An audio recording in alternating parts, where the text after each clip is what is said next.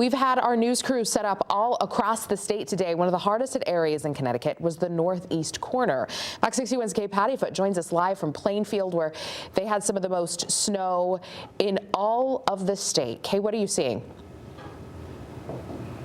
Like you said, we have been driving all around the northeast Connecticut, and we are in Plainfield right now, where they saw 27 inches of snow. Yeah, that's a lot. And behind me, you can see just some of those snowbanks that I was talking about, and also some parts in this parking lot are a little icy. You can see right here. Definitely want to be very careful. And while many people enjoyed the snow day inside the house, some high school seniors in Tallinn spent the day shoveling. They say they made more than $2,000 from clearing driveways. It's really important. A lot of people can't, do that manual labor, and it's important for us to be out all day. We were up at 6 a.m. My dad has a snowblower, and then his dad has a snowblower, and then we just use shovels too.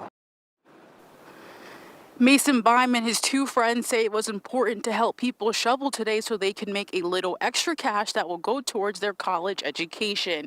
Now, the boys did tell me if there's no school tomorrow, they will also help people in need of clearing their driveways as well. For now, live in Plainfield, Kay Pattyfoot, Fox 61.